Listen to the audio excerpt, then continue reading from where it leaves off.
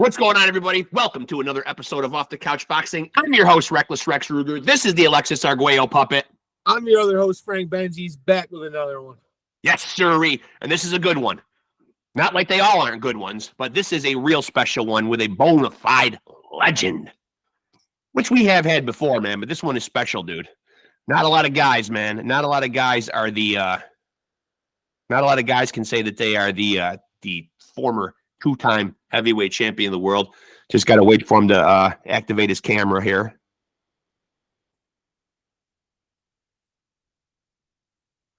Let's see. Activate camera.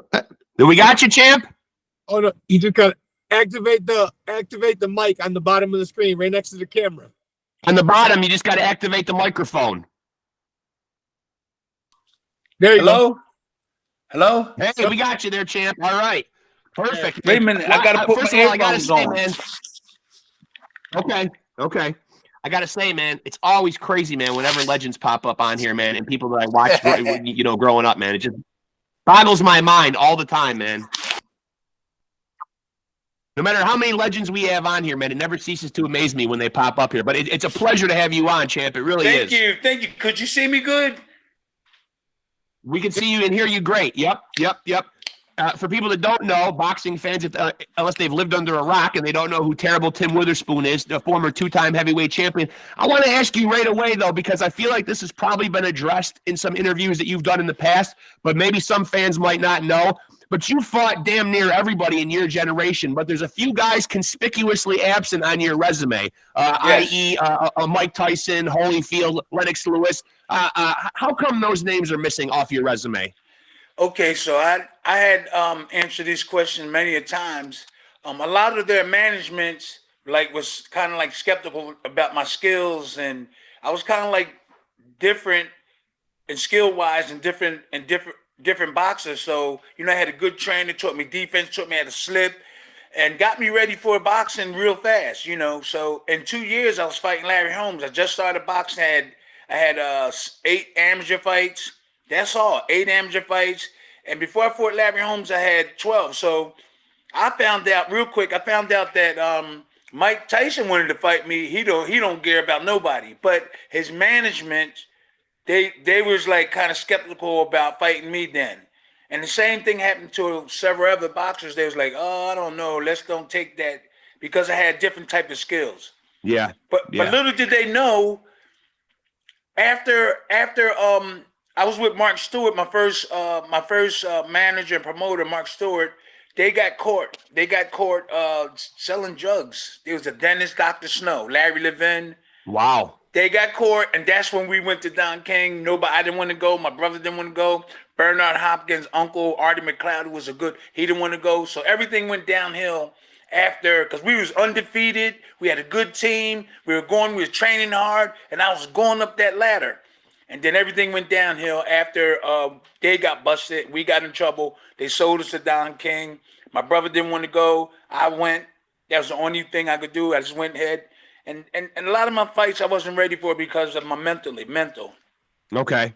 And when you say you weren't ready for them because of your mental, was it self-doubt? What exactly was it? It wasn't self-doubt. So when I fought Larry Holmes, I said, Slim, when they said, real quick, They presented the fight to us. I said, Slim, don't you think that's a little too fast? He said, Tim, this is exact words, you're going to whip his ass. I said, let's go. Said, let's go. So my trainer, took the doubt out of me a couple of times. And then after that, I was like, I'm ready for all of them. But, the question you were asking was real quick. About what you meant by having mental issues. Obviously you weren't having mental issues like we've seen Ryan Garcia have mental issues. No, in terms of training, I couldn't get up the train, chop the wood. That's the only thing. But in terms of wanting to fight somebody, I'm ready to fight. But a lot of times I couldn't get ready for the fights, and a lot of fights I didn't. Like the Bone Crusher fight, I shut him out the first. When I fought Bone Crusher the first time, every round I won, almost knocked him out. The second time I found out that Don King was trying to get Tyson, and he just was lining all of us up to be his opponents. And so, I was supposed to get Tony Tubbs a rematch because they caught me with the weed. Yeah. They took $50,000 from me and sent me to the rehab. They laughed me out of the rehab. Yeah. They laughed me out of the rehab. I don't know if the audience can see, but Benji is probably holding up his own weed over there, so he's very proud. He's very proud of that. Enjoy yourself. I went into the rehab place and like the real hardcore drug guys, they was like, Tim, you don't belong here. I like for you to be here. It's cool, but you mean to tell me they took $50,000 from me and sent you to rehab over a couple of puffs of weed? Yeah, they did the same thing. Oddly enough, they did the same thing to Greg Haugen, who we had on here a couple weeks ago. The same thing to him after. I think it was after his fight with Vinny Pazienza. Did the same thing. How much money they took from him? $50,000. Obviously, that must have been the going rate on weed back then. That was the penalty, I guess. Now, so how does a guy like you, if we can take it all the way back, how does a guy like you get into boxing? Were you getting in a lot of fights as a kid? No. Listen, the key people in my neighborhood was like, Timmy boxing? I played football. I had a scholarship. I went to South Philadelphia High School. I was an all Philadelphia tight end. I caught like about 15 touchdowns. I was all city. I didn't make all state because of my marks. And when I went to my old neighborhood where Buster Drayton, if you remember him, the middleweight, he passed away, Earl Pearl Hardgrove, Kenny Reese, my brother, and we came from the same area. People's like, Timmy boxing? There's like, I got a big family. I got 10 siblings. I got a whole bunch of uncles, and they known for boxing in the street. But there's like, Timmy boxing? I viewed it as a sport, not like biting somebody's ears or heads off or stuff like that. Right. I viewed it as a sport, so I wasn't scared. Now, did you have any boxing idols? You know what I mean? Like, did you have that guy that you kind of looked up to? Muhammad Ali. I went on to become his sparring partner and good friend, Joe Frazier. I really wasn't concerned about boxing. I remember my mom and dad coming in watching an old fight. I was little. I had to be like 7, 8 years old. I had about 8 to 10. And my dad was rushing in the house to watch a fight on television. But other than that, I had no interest until later. I had no interest in boxing. So who was your favorite football player growing up? Jim Brown, Tim Brown. I'll be 66. I'll be 60. I'll be 67. I'm gonna have to see some ID, champ. You don't look it. I don't know, man. You look pretty damn good for 66. Hey, I haven't eaten beef or pork for 50 years. I haven't eaten chicken and fish for 5. And every time I cut that aloe vera plant, I just rub the thing on your face and you leave it on for like 15 minutes and then you wash it off. That's the secret. There we go, Benji. That's what we're doing wrong right there. That's what we're doing wrong. No, I do it. I got aloe vera in the thing right now, and I got a whole bunch of vegetables. I mix them up together. Real quick, the other day I made some, what do they call that the white stuff? Cauliflower. Yeah. I was cutting the cauliflower up, and I was putting all these ingredients on it, and the next day I felt kind of funny, like I might have put too much, or I didn't wash. You're supposed to wash these vegetables and stuff off because they got chemicals on it. I don't think I washed it up good enough, and I felt kind of like I was going to get sick for the first time in a long time. Yeah. You got to wash your stuff for this stuff. You got to get baking soda and hot water and stuff and wash those because there's chemicals on the vegetables and everything. I love it. I feel like that was a public service announcement from Tim Witherspoon right there, man. Wash your vegetables, kids. Come on, man. You don't want to end up... With baking soda and something else, you could use just baking soda and warm water and wash it off. That's what they're saying.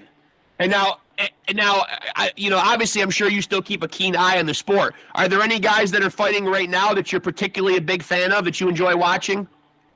I love them all. I really want to be like a big brother to the boxing. I love them. I love all these guys, but mostly all these guys in this era got all offense, but none of them got defense. Yeah, you hit the nail on the head there. None of them had defense. When I first started fighting with the old guys, Slim Robinson, Georgie Benton, Joe Frazier, even all those guys, and I'm gonna tell you something about the Philly Shell, but they taught defense and offense. You don't see none of that today. I've been crying out to these guys, yo, you better bring me on. I was going to defense. You're right. You're right. And I'm glad you brought that up because, in anticipation of talking to you, I was watching some of your fights that day, and I did watch one of the Tony Tubbs fights, and you did kind of come in, and it instantly made me think of the Dirty Boxing or like 52 Blocks. You came in kind of like this. And that left hand supposed to be over top here, not down here. It's supposed to be over here. Yeah, but I mean, it worked like a charm, though. And I just started doing all these things. Imagine if I had like 30 amateur fights. I only had 7. Yeah, it was a rush treatment. Here I am starting fighting in 79, and I'm fighting Larry Holmes, one of the greatest boxers. I started in 80. 80, like the end of 79, 80, and I'm fighting one of the greatest boxers 3 years later. Yeah, easily one of the greatest. That's incredible. And I only had like what? I had like 8, 9 amateur fights. And now you see a lot of these guys; they have hundreds of amateur fights. Yeah. Sometimes you can get burned out if you get too many of them. Hurry up and turn pro. If your teacher's not good enough, you'll figure it out later. You do need fights, but that's like a lot of fights. Yeah, that's a lot of. And now, what do you make of the like when you see like these? You're an old school guy. Like when you see these MMA guys against boxers, or you see like these Jake Paul type fights, these YouTubers fighting. Ultimately, do you like this? Do you think this is good for the sport? I think it's definitely taken away from the push that all these young boxers, they coming up and they're waiting for their chance to fight for the title. And now here come Jake Paul. And, even though I shouted, I said, "Yo, come on, man, fight me and Tyson. I'm trying to get a fight like that." They should really try hard to try to separate those fights and make sure that the guys that's working hard, because these guys just come right in and making millions, and these young guys are training hard, trying to reach to the top. And I feel for them. I'd rather not get a big fight like that and help them than going up there. Even though it's a lot of money, I could use it. But it's really, to me, it is hurting the boxing industry. But I'm doing that. And Jake Paul can't beat the top 15 or top 20 in his weight class. If he come in there and fight somebody in the top 20, they'll whip him. Yeah, I agree with you. Yeah, I agree. I called him out. He liked me. Jake Paul, he liked me, and I'm 66, and I'll whip his butt. Tyson know Tyson know he gonna whip him. I don't know what they doing, and Jake Paul know Tyson will come in the first 30 seconds or less than that and knock Jake the hell out. Yeah. He was telling Ryan Garcia in his locker room yesterday that Ryan Garcia told him, "I'll definitely be at your fight," and Mike Tyson told him it's going to be a short night. Yeah, because he know it's scripted. It might be scripted, and they getting paid big time, or there's no way you can avoid it. Everybody know that Tyson can just walk in and knock. I wonder how many people believe that Jake Paul really could do that. I know. Well, obviously we saw a fight last night where the outcome surprised a lot of people. Were you yourself surprised? Obviously, Ryan Garcia has made a lot of people at least try to think that he's out of his fucking mind. And I don't know if the Haney's fell for it or not. They claim that they didn't, man. But did you think last night he had any kind of a chance to win that fight? Well, you know what? I usually get up for fights and stuff. And, I know that Garcia won the fight. But I have to get up on watching these fights. I missed that fight. But I'm going to definitely tell you, this is my assessment, and I didn't even see it. They both need defense. They both need a trainer that's going to really show them. Ryan Garcia is running. He's a good kid, but he's talking. He's doing that, but his skills is not changing. He's doing the same thing. They both need defense. Yeah. Well How said. did the fight look to you? How did the fight? Did you watch? How long did it go? It went the whole distance. Yep. It went all 12 rounds. Rounds.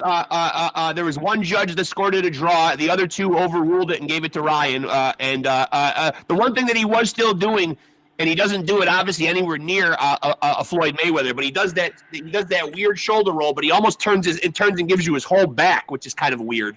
Yeah, see, that's what I was going to talk to you about. Everybody, the guys, you heard of the term Philly shell? Yeah. Now, I'm going to let you guys know, this is the truth. The Philly shell is only with your hands on your temple and your elbow on your body. I got it. Hold on. Let me see if I can show you real quick. A demonstration from the man himself. I mean. Yeah. The Philly shell is this. See, my elbow's gonna be against my body, and my knees gonna be on the temple, and that's all the Philly shell is. Yeah. Okay? If you can see that here, let me see if you can see this here. My elbow. Hold From the on. My master. elbow's against my body. Now picture the other hand the same way. Now that's the Philly shell. Yeah. Now, I didn't hear the term Philly shell until after I retired, maybe 5 or 6 years after. So somebody that don't know boxing gave it a name. I was going over to England.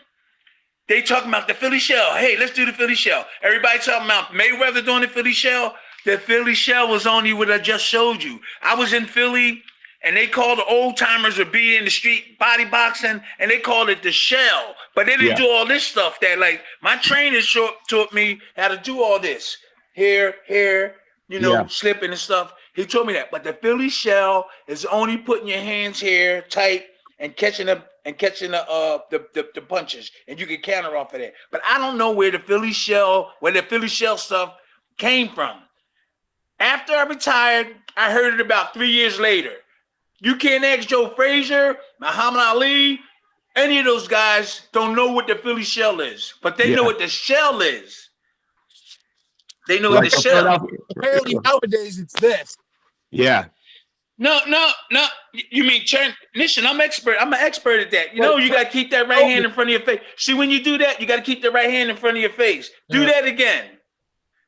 No, now see that right hand? Put it in front of your face. Like this. Yeah, in front. Then on the right. There you go. And put your elbow on top of the hand. See, this is what I know I can do. Right off the back, I showed you something. Yeah. Now, if I was with Anthony Joshua, if I was a Dante Wilder, I could have saved his career. Yeah. I know some of the old time stuff, but it's the money. It's the money, I think, that's causing these young guys not to go get the right guys. And plus, they don't know. They don't know. A lot of them don't know. I can get all those guys, and it's so easy. I don't have to be in the corner. I could show them, and you would get all the glory. I just want to like to see these young guys win. Now, you mentioned sparring with Muhammad Ali. Yes. Obviously, you got to glean a lot of wisdom from a guy like that. What was the one thing, and I'm sure you learned plenty from him, but is there one thing that kind of stands out that you learned from Muhammad Ali? I'm sorry. Could y'all guys see me, Cole? Yep. Okay. Yep. So I was with Ali, and I was like coming. Let me see. I don't know how many fights I had.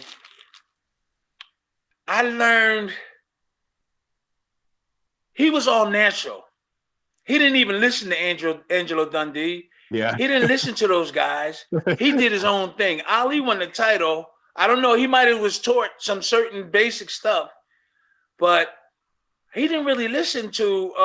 And I didn't really see no real good directions where Dundee and all of them was telling maybe jab this and jab that, but not really teaching them anything. So Ali did a lot of things on his own, natural skills and bouncing around. And there might have been somebody earlier that showed him some stuff.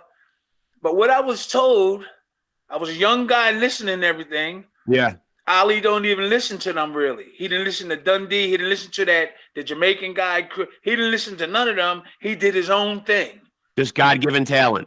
Yeah, he did his own thing and dancing around, flapping. It's one thing he did show me when I was there. When you shoot his jab, you flick. When you get to the rest of the destination, it's like the flick.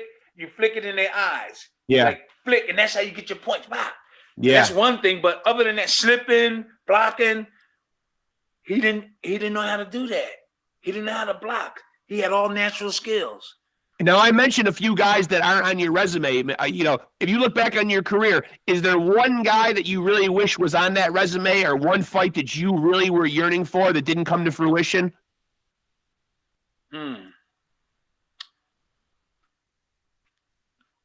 No, not really. Even there was, like I said, the fight with Tyson. Three guys, Tyson, Holyfield, and Lennox Lewis. If you had a chance to fight either one of them, is there one of them that you had a feeling about that you would have liked the most? Either one of them, as long as I'm in shape. Yeah. Any three of them. Now, Evander was in top shape, and Tyson was, and Lennox Lewis. But I seen some things where I can make it really easy for me. The thing is with me is I had a good defense. Really good defense. Very. I put my hands blocked. So all I would have to do is be in good shape. All I had to do was be in good shape. And so there's a lot of fights where I had my hands away from my head because I knew how to block punches. And if they throw the punches, I know how to put them back here real quick. But it may look like I didn't have a style because my hands was out here, but I knew where them hands was supposed to be. Right. I was really confident. And maybe people watching the fight would say, how come he got his hands there? Because I know where they were supposed to be for real. Right. And now you came up obviously in the golden era of heavyweights. You know, what's your assessment of the current heavyweight division? Is there anybody that you think stands head and shoulders above everybody else? Obviously, Tyson Fury and Usyk are our two champions right now. Yeah. But I mean, who do you think is the best in that heavyweight division? No, well, I think that Anthony Joshua has the best skills out of all of them. Anthony Joshua put his combinations together. Tyson Fury's kind of awkward with his punches, the way he threw his punches. Dylan White put his punches. He goes inside. Let me see. Say some names again. How about Joseph Parker? He's been looking pretty good. Joseph Parker. I talked to Joseph. He's pretty strong and stuff, but he's limited. That's all you're going to see of him. Yeah. And if he get into a certain other fight, who's the guy that stopped him? Who stopped Joseph Parker, or he lost to? He's been beat by Joshua. He's been beat by. He's coming off a couple of impressive wins, though. He just beat the Asian guy, and before that, he beat Wilder. And Deontay Wilder, all he needs is to keep his defense tight. He concentrates on his right hand all the time. Make everything else strong, and you know that his right hand. Oh, he could have been saved with a good defense, relaxing. Horrendous. Huh? Deontay Wilder's footwork has got to be the worst in the division. Bad footwork, yeah, very bad. Well, let me tell you about footwork. I never was taught footwork. Some of that is natural. Yeah. Nowadays, I hear everybody talking about footwork, and I'm saying, I wonder what they're talking about. I was told to put my feet in a certain position, and deliver my punches and twisting and have your feet in the right position. But footwork, to me, when you say it, means like the stuff like Ali do, like dancing around. Right. So I don't really know when these guys talking about footwork. And you hearing it from a former champ. My trainer never said footwork to me. This old time stuff. Yeah, this old time stuff. Yeah. He never said your footwork, but he put my feet in a certain area, and a lot of times you tell me to shift this, go this way, or my battery. I'm sorry. Hold on. I'm sorry. Here you go. We are. No worries. And so because you did fight in such a talent, the talent was so deep in your era. I gotta ask, man. Who was the guy that you feel like gave you the best fight, or even hit you the hardest? Carter Truth hit me hard. He hit me hard and hurt me. Yeah, Carter Truth hit me hard. But he didn't have really skills. He just had a good jab. Yeah. He had a good jab, and he'd catch you with the right hand. Other than that, Carter Truth didn't have no skills. He was tall. He had good heart, and he jabbed you, hit you with that right hand. He hurt me with the right hand, but I had to chase him all the rounds. I had to chase him every round to get him. I was so relaxed because I was like, man, the only way I get hit if I let this guy hit me by relaxing, and I didn't really take advantage of a lot of things that my trainer taught me. And then, of course, me not getting paid by the promoter, my morale was down because here I am. I went to England and knocked Frank Bruno out, and I come home with only 95. Well, I was $500,000. Then Don took out. I only went home with 150,000. Frank Bruno went home with $1.4 million. Wow! And I went to their country and knocked him out with 60,000 people and 65,000 people in the stadium. And when I come home, everybody thought I was lying, and I still paid everybody.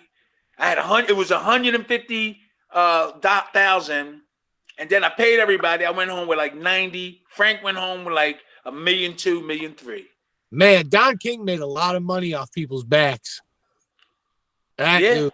You got to say he's the best promoter that ever, I think so. The way he walked around, he had his hair, he had everything right. He said the right things. He was the best. I will give it to him. He was the best, but in terms of business, he was the worst doing business. And you know, in order for me to go on with my life, I gotta say, you know what, man?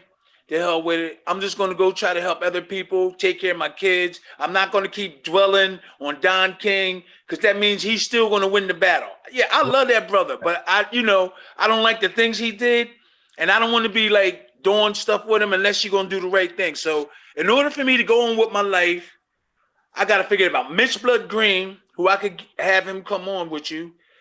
Me and him talk every day. Would love it. Yeah. Yeah, me and him talk every day. We'll talk after. We talk every day. I'm helping them. There's other boxers. We call ourselves the Rangers of Boxing. We shot Don King's camp up. We shot his camp up. We was in Orwell, Ohio, where the camp is. And you know, Carl King usually come bring the checks to the camp where the guys get paid. So I had a little bit of money and I was lending guys money and I was trying to get my money back on payday. So, okay, we waiting for Carl King to come.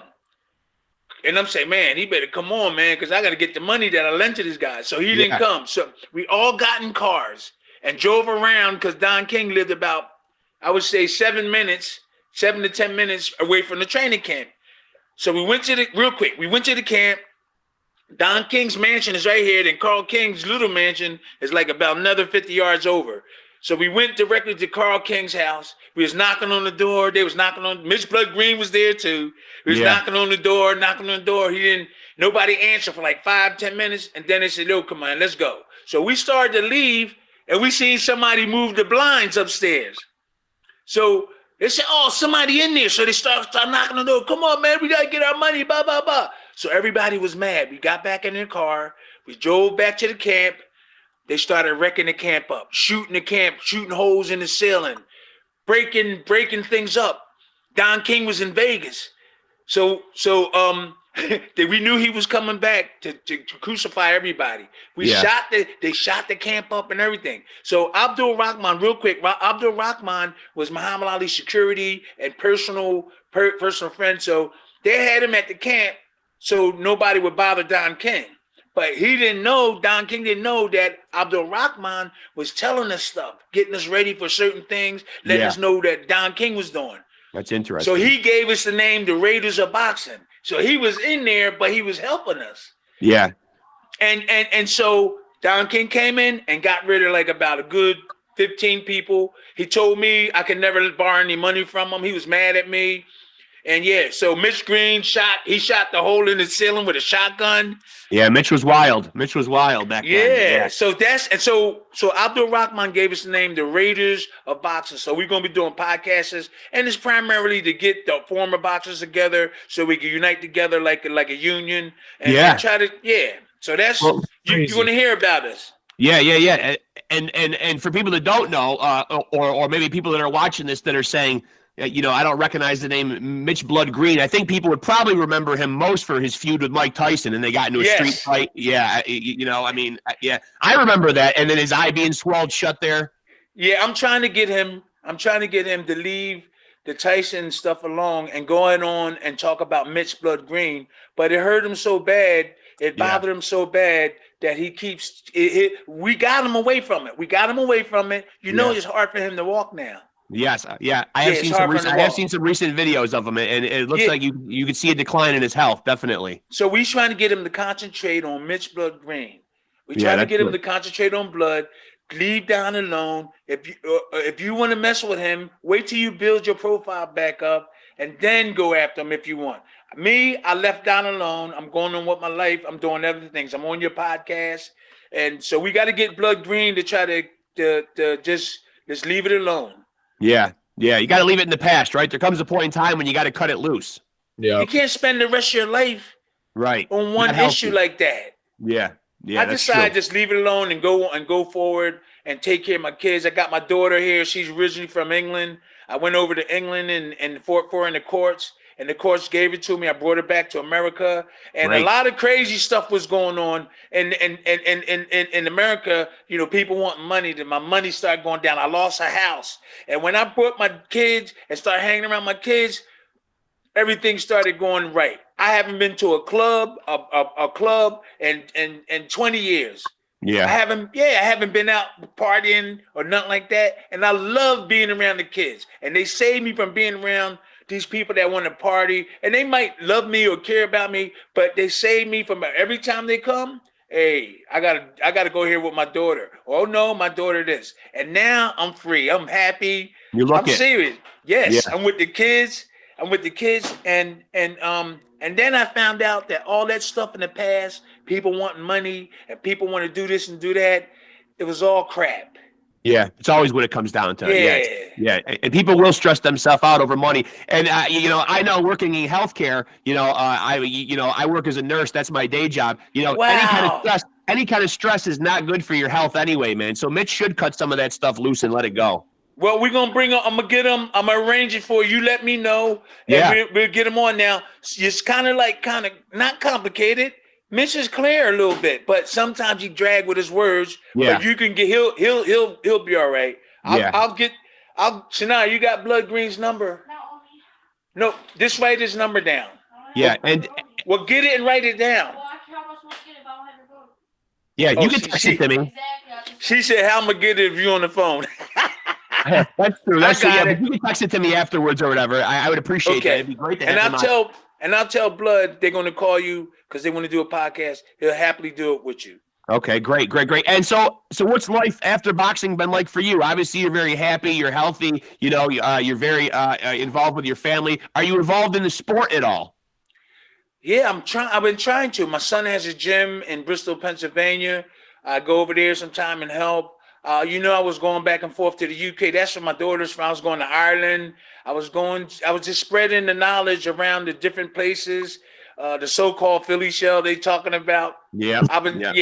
That's not the Philly shell, but I've been going places, and I've been trying to get trying to help these big time boxers, Anthony Joshua, Deontay Wilder. I could have saved him big time. I'm good at defense. I just don't know, man. The managers. Dennis Rappaport, who was with Jerry Cooney, who was my manager, he was the best. He gave me a $40,000 bonus. I didn't even know how to act.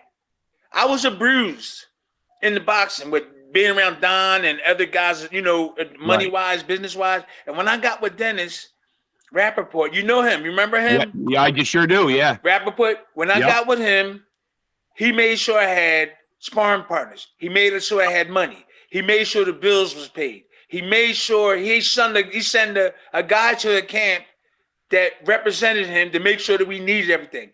I didn't even know how to act.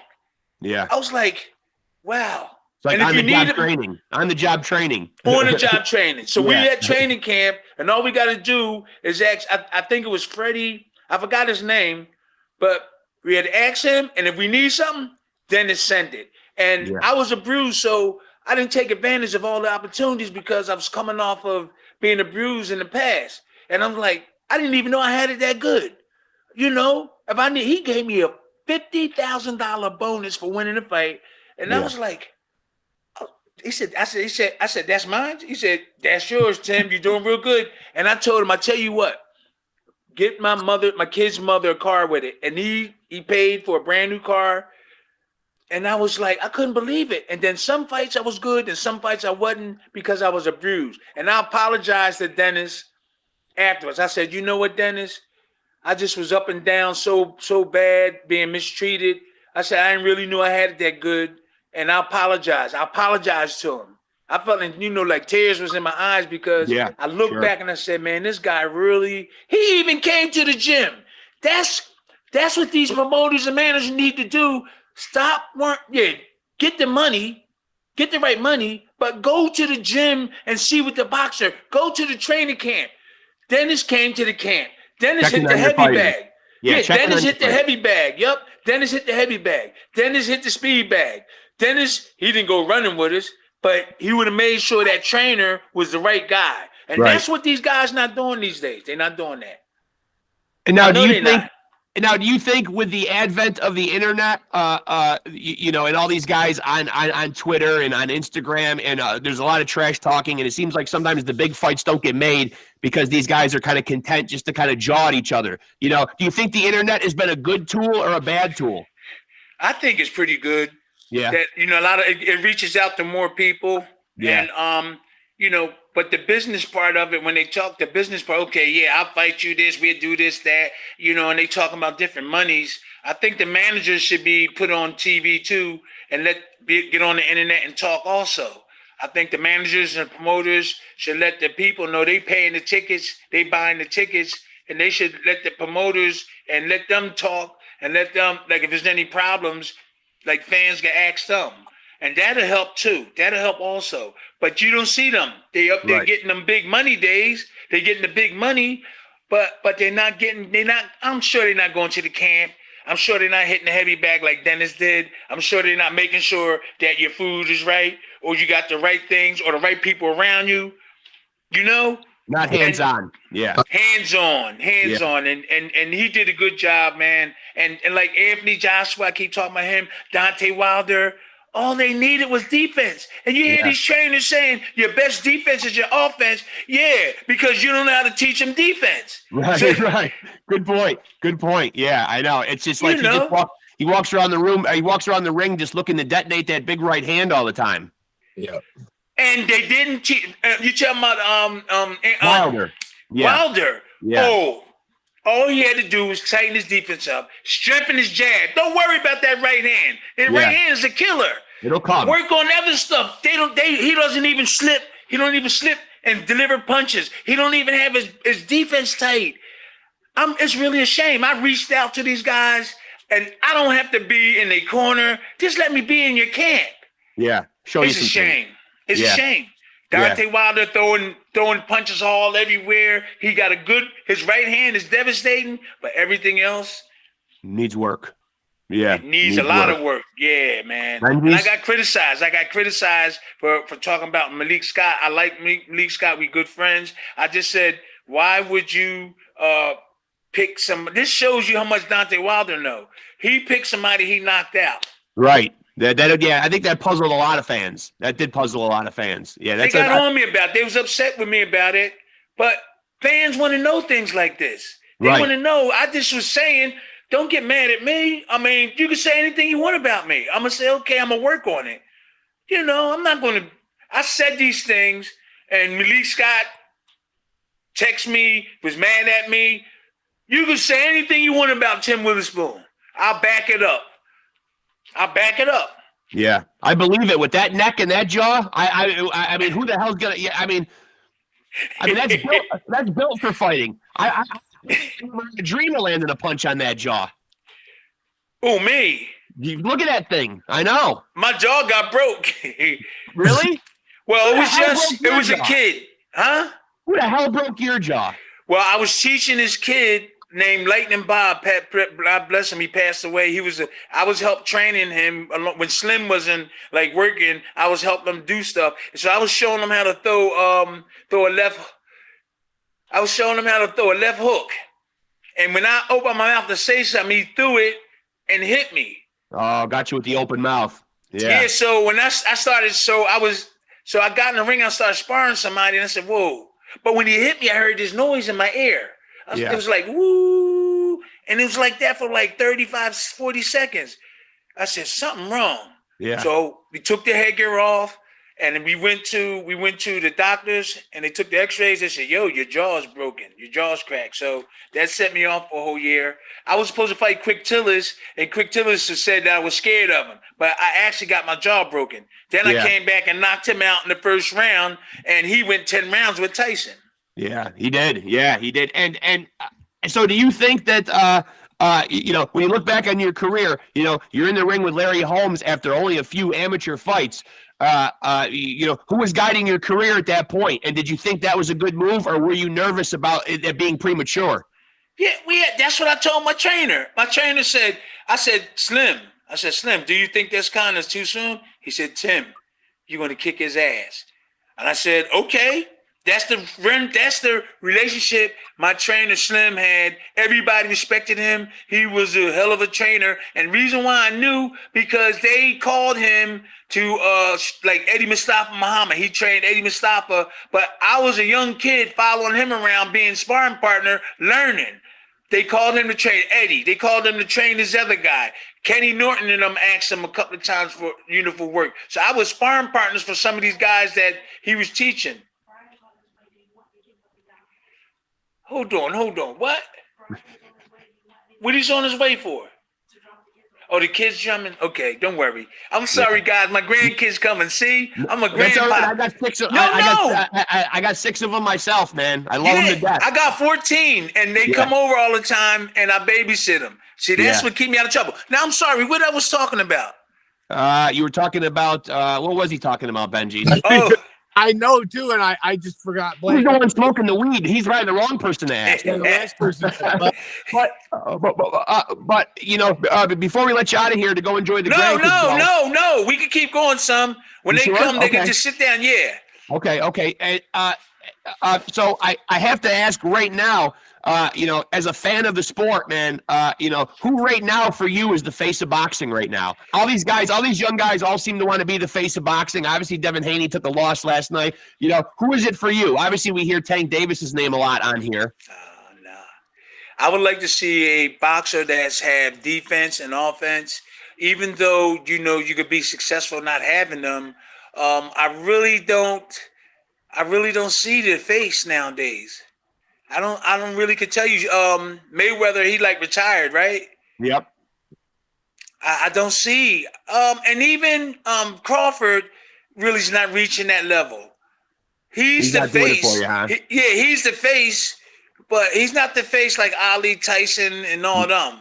Right. He's the face from what they have today. And that's all we have. He has no defense, but he's strong and he has a good offense. If somebody come in real good shape with a good defense, they're going to dethrone him. He is strong. He's not scared. But if they come in with somebody that has a good defense, which none of these guys have today, he could possibly definitely lose the fight. I don't really see that much. Now, you being a Philly guy, where do you stand on, there's a guy that's getting matched up with him a lot, where people would like to see Crawford fight him, is Boots Ennis. Yeah, I know Boots. Yeah. I know Boots. Boots he'll gun you down. Yeah.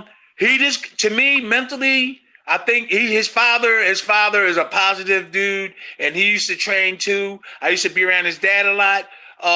And he's a nice kid, Boots is. He deserved, and he's humble. He deserved to win the championship. He deserved. Now, there's one time I seen where his defense wasn't really accurate, and then the next time I did see him, maybe he was relaxing on the guy, But one time I seen him get hit with a combo, and I said, "Oh, I'm always a critic of defense and stuff, so maybe it might not be as as bad as they might think it is, but I'm always like that. But other than that, he'll gun you down. He'll gun you down. So he's getting ready to fight. Who is he getting ready to fight? I don't know. I know that they just made a big deal this weekend about he just signed with Eddie Hearn in Matchroom. So I mean, that's a good pickup for Eddie Hearn. A really good pickup. It is. Yeah, I used to be around him in England. I used to be around him and all the fighters in England all the time. And I spent a lot of time over there. It seems like Boots is very avoided. He does seem to be very avoided. I think so too. I think Crawford or somebody went to another weight because he wanted to fight them. Who was that? Who was that? Crawford? Well, he's been calling for Crawford for years now. Yeah. And he just hasn't gotten that. He just hasn't gotten the fight. And we had his trainer Bomac on the show. And Bomac, he seemed to think that taking a fight with Boots, after everything Terrence has accomplished in beating Errol Spence, that it would be a step backwards for him. But I know a lot of people love to see that fight. Listen, I'm gonna tell you this, and I hate to down people. Beating Spence is not like beating Boots Ennis. Right. Spence was doing good. I'm not downing anybody, but to me, it wasn't the nowadays fight, like the fights like we had. It was a fight, and that's why this here particular fight that just came on, I was trying to look for, but I definitely would have went and looked at it if it was like years back or like the old time stuff. Right. So I was looking, I said, wow, that fight, I should try to watch it. And I was going to, but then it died away. So before, I would make sure that I go get to see these fights. And then I heard about what happened the next day. I said, oh, okay. I didn't think that Garcia was going to beat him and knock him down. So 3 times. Knocked him down 3 times. Yeah. and Garcia need defense. See? Yeah. And Garcia need defense. And well, we know that Devin Haney, hey, they got to get a guy, old time guy like I did. They got to come get me. I don't want to be in the corner. I don't want to be in the corner. Just let me be in your camp. I'll run with you. I'll chop wood with you or whatever. Hit the hammer. That's what I do with all my kids. If I'm around them, I'll exercise with them. I'll run. I'll hit the hammer with them. And that motivates them. Oh, my trainer doing that? I'm not going to sit back like I'm some big time trainer and not doing stuff. No, I'm going to do stuff with you. That motivates you. Absolutely. I'm going to run with you. I'm going to run with you a little bit. If you're going to chop wood or hit that hammer, chop the wood, hit the hammer with them every day. My grandson, Tim Witherspoon III.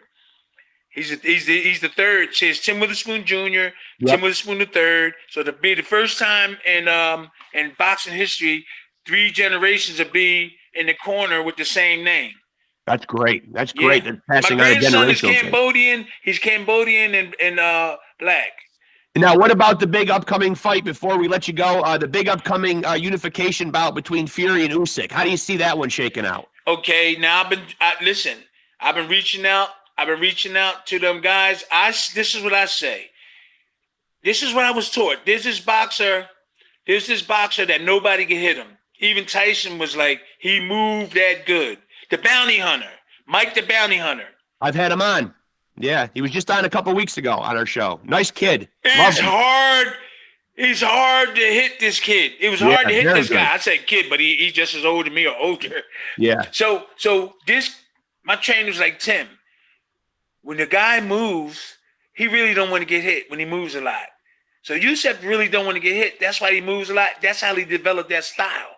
So what you do is you jab to the body and throw 1-2s to the body for like 3 or 4 rounds. Now, if you could catch him on his head before that, it's good. But all you do is go to the body. Hit the closest thing to you. Don't try to go for the head.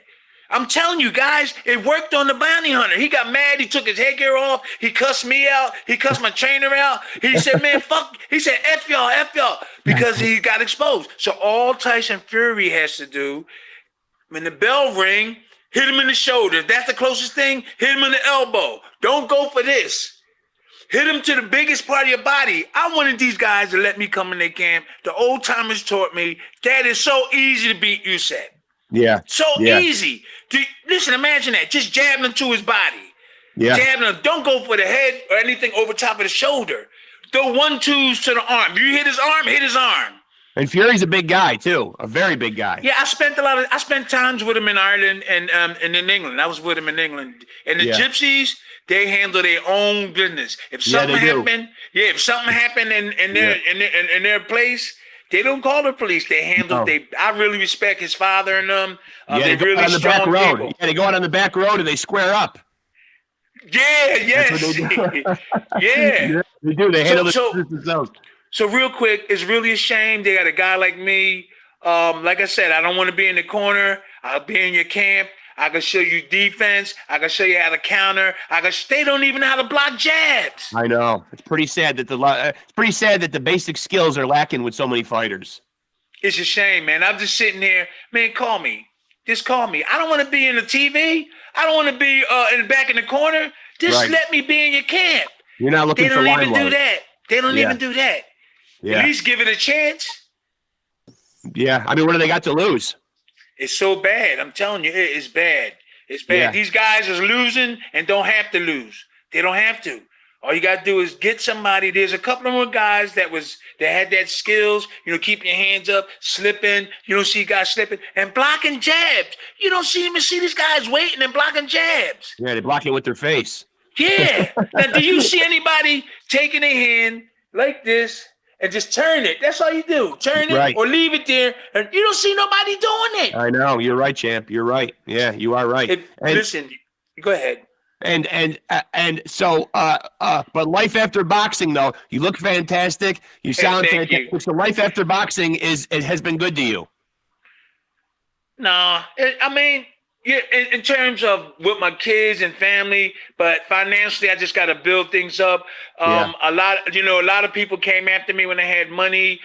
People that I'm not saying they didn't like me or nothing, but they just wanted to enjoy stuff. So I had to get away from them. I had a brand new house. It was brand new, paid for. I had to get away from there, or else somebody would have got killed or somebody would have got hurt. That's how bad things was. It was a beautiful house up outside of Philly, and I really regret that.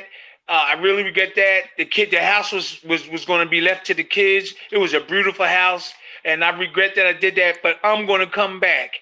What I'm gonna do, I'm gonna work hard and try to get a house or property so my kids can say that was the house that I used to have. If not, I got some good kids. They really nice. I didn't have to really chastise them or beat them or anything like that. I didn't have to beat or put my hands on my kids. They were really nice kids. Yeah, and, that's actually my son right there. Father son. I mean, father son. That's your boxing son. duo. Yeah. That's your son. Yeah. Hey, all right. Yeah. Okay. Yeah. To the best of our knowledge, the only father-son duo in boxing media right now. This is That is beautiful. Keep it moving. Yeah, Keep it moving. We need all the support. We need all the support, man. I'm telling you. Yeah. I'm gonna send you Mitch Green's number. Love it. And then I'm going to call him up and tell him. I tried to call him before the show started to let him know that I'm going on the podcast. And so I'm gonna call him back. But I'll get you his number and then I'll talk to him because it may be kind of little complicated to talk to him. But then you'll start figuring things. Okay, I got you on that. Listen, champ, we really appreciate you coming on here. This was a real honor for us, man. A real honor. And I do hope you'll stay in touch. We'd love to have you back on again from time to time.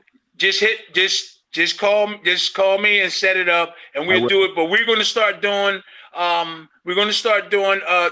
promoting the Raiders of Boxing. I love it. All the boxers, we still together, we keep in communication. They even also like, wow, these guys today, man, they wouldn't last on our era, stuff like that. Yeah. Ray Mercer, Al Cole, they just some of the guys. What's the guy from DC? Marlon Starling. He's gonna be hard. He can talk to you because he got hit. He is. He got hit a lot, and it's kind of. You talk to him. I've talked to him on the phone, but I think it is a little hard getting him to like download the app and actually get him on here because of his girlfriend. No, his girlfriend and wife would do it. That's how we did it. Okay. That's how we did it. So let's keep in touch so we can keep the ball rolling. And this is my daughter. Okay, I gotta get my grandkids, everybody. Thank you for having me on. I appreciate you, champ. It's been a real pleasure, man. Thank you so much. Okay, thank you. Talk to you soon, champ. Okay. Bye-bye. Wow, that's a legend right there. A bona fide legend right there, man. A bona fide legend. He's that perfect kind of guest too. You just let him loose and he'll tell you. Not many guys walking around the two-time heavyweight champion of the world, man. And that's one of them right there, man. Terrible Tim Witherspoon was in there with everybody. You heard him going over to England and knocking out Frank Bruno. Fought a lot of the biggest names in his era. Almost a 24-year career. Crazy. Yeah. Absolutely crazy, man. And they don't make them like that no more. That's a real 6'4" heavyweight right there with the neck, the jaw, all of it. That's how they were built back in the day right there, man. That's not a guy you trifle with right there. Definitely not. Not at all, man. Not at all, man. I mean, look, that's a guy right there that is the real deal right there, man. Sparring partner for Muhammad Ali. I mean, come on, man. It doesn't get any more amazing than that. I mean, you're learning from the best. He said Ali wasn't even listening. Yeah. Yeah, didn't even listen to dudes. Yeah. I imagine that's kind of how like Bud is, man. When he sees something in the middle of a round and just like switches gears and just comes back and tells Bomac. Wasn't Angelo Dundee kind of just a fucking honeysuckle too? Take money. No, he was considered one of the great trainers. He trained Sugar Ray Leonard as well. Oh yeah. One of the greats, man. His name was probably mentioned in the Sugar Ray Leonard book for quite a bit. I thought it was. I thought Sugar Ray said he was like trying to like steal, like was mad he wasn't getting enough money. Yeah. But then he said Angelo never even was like in his corner. It's unfortunate because you do hear a lot of the same story back in the days, man. In the old days, man, there was a lot of talent in the heavyweight division and throughout boxing, but you hear about a lot of guys getting fucked financially, though. You know, that's the unfortunate part, man. Whether it's at the hands of Don King or a different promoter, you know, a lot of guys were getting, you know, Bro, you know how mad it would be? I would want to kill somebody if I went over to another country, knocked the guy out, and he made quadruple the money I made. Yeah. I mean, you hear about him, man, fucking shooting up the fucking training camp and shit. I mean, it sounded like it got real. Yeah, that was a crazy story. Really real. Yeah. So, I mean, that right there was an honor that, you know, that as a 51-year-old guy myself, man, that's a guy that I remember vividly, you know, watching lots of his fights, you know, a guy that finished his career 55-13, 38 knockouts. Yeah. A real bona fide heavyweight legend right there, man. So want to thank so much, man. Terrible Tim Witherspoon, man. Make sure, if you haven't done this by now, something is seriously wrong with you, man. You know, if you haven't tapped in yet, man, and liked and followed us on Facebook and liked, subscribed, and hit the notification bell on this channel, something is truly wrong with you, man, from the neck up. Yeah. I don't know what that is. You might be a little slow. Yeah, you might be a little slow. Yeah. Even without taking any shots, you might be a little punch drunk. Yeah. Something might be wrong with you, man. Make sure to tune in, stay tapped in, man, for the best boxing convos anywhere in the world, man. Right here, man. Informal, lighthearted, funny, but yet extremely informative. It's the perfect blend. Yep. It really is. Shout out Gary Busey, man, because I can go 15 seconds with anything. And just like the champ, Terrible Tim Witherspoon, if you also want to be a champion, make sure that you roll with the champs.